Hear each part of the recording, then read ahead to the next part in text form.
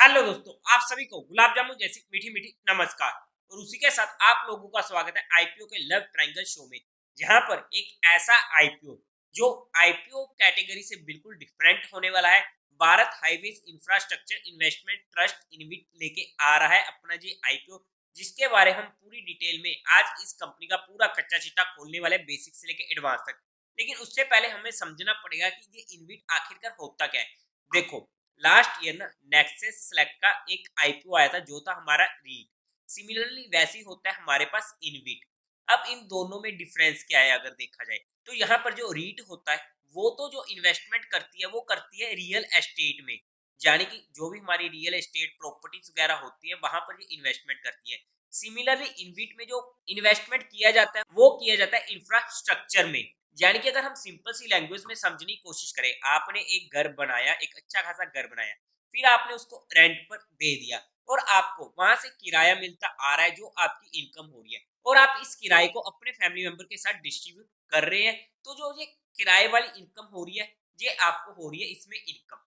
तो ये होता है मेनली इनविट का काम कि आपने एक इंफ्रास्ट्रक्चर प्रोजेक्ट्स पर इन्वेस्टमेंट करी है, जो भी आपको वहां से इनकम हो रही है उसको एज ए डिविडेंड अपने शेयर होल्डर्स को प्रोवाइड करना। तो यहाँ पर हमने इनविट के मतलब को इजीली लैंग्वेज में समझ लिया है।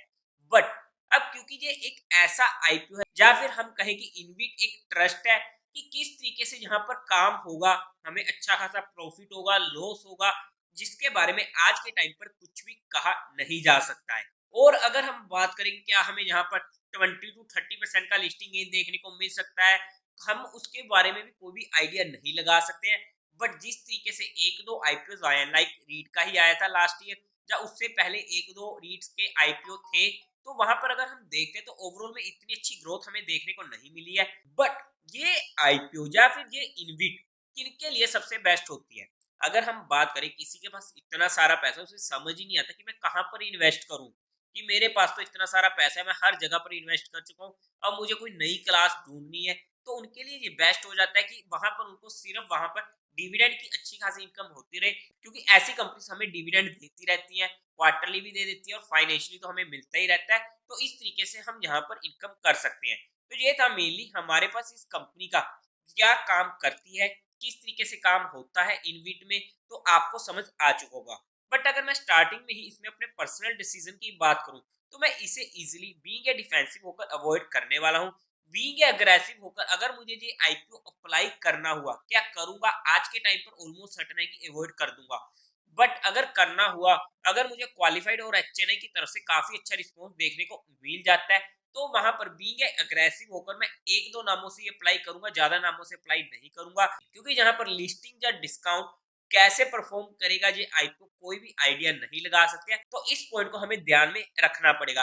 बाय द वे, जो भी फाइनल डिसीजन होगा मैं आप लोगों को टेलीग्राम चैनल पर अपडेट कर दूंगा। टेलीग्राम चैनल का लिंक आपको डिस्क्रिप्शन में मिल जाएगा। और उसी के साथ साथ आप लोगों को म्यूचुअल फंड में या इंश्योरेंस सेगमेंट में कोई भी हेल्प चाहिए हो, जो आप लोग चाहते हो कि being a mutual fund distributor हम आपकी हेल्प करें आपका पैसा मैनेज करने में, तो आपको डिस्क्रिप्शन में मेरा नंबर मिल जाएगा, आप मुझसे कांटेक्ट कर सकते हैं।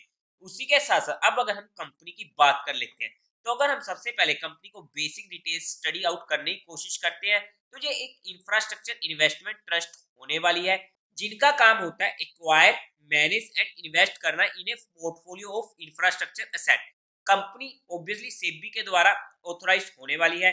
कंपनी का अगर हम पोर्टफोलियो की बात करते हैं, तो अभी तक इनके पास 7 रोड्स होने वाले हैं जो ऑपरेट किए जाते हैं एचएएम बेसिस पर इन पंजाब, गुजरात, आंध्र प्रदेश, महाराष्ट्र एंड यूपी में। और इन रोड्स को ऑपरेट एंड मेंटेन किया जाता है based on concession right granted by the national highway authority of India. और जो भी ये इनके रोड्स होते हैं वो ओन किए हुए हैं, ऑपरेट करे जा रहे हैं बाय द प्रोजेक्ट एसपी अवीज, जो करंटली फुली ओन्ड बाय है जीआरआईएल। और उसी के साथ साथ अगर हम बात करते हैं, इस ट्रस्ट को अच्छी खासी रेटिंगें मिली हुई है क्रिसन की तरफ से ट्रिपल ए स्टेबल रेटिंग, और उसी के साथ साथ केयर की तरफ से care triple A rating, and India rating and research की तरफ से इंडिया ट्रिपल ए रेटिंग इनको मिली हुई है। अभी तक अगर हम काम की बात करते हैं तो अच्छा काम होने वाला है। एक ऐसा सेगमेंट है जो मुझे काफी ज्यादा पसंद आता है, बट काफी सारी दिक्कतें भी हमें देखने को मिल रही है, वो हमें आगे देखने को पता लग जाएगा। अगर हम इसके टेंटेटिव टाइम टेबल की बात करते हैं, तो 28 फेब को ये आईपीओ ओपन होने वाला है, 1 मार्च को क्लोज हो जाएगा। 4 मार्च को होगी अलॉटमेंट, 5 मार्च को रिफंड मिलने शुरू हो जाएंगे और आपके अकाउंट में भी क्रेडिट हो जाएंगे शेयर इफ फ्लोटेड। 6 मार्च होने वाली है इसकी tentative listing date. Price band होगा 98 से 100 रुपीज का। 150 शेयर्स का एक लोट रहने वाला है। टोटल इशू साइज है 2500 करोड़ का। काफी बड़े साइज का आईपीओ है, आपको लग सकता है, बट जिस तरीके का ये काम होने वाला है या फिर हम कहीं जो ये सेगमेंट है, अगर हमें वहां पर इतना बड़ा आईपीओ देखने को मिल भी रहा है इतने बड़े साइज का, तो कोई दिक्कत की बात नहीं है। बट पॉजिटिव बात है कि पूरा का पूरा होने वाला है फ्रेश इशू, बीएसई एनएसई दोनों पर ये आईपीओ लिस्ट होने वाला है।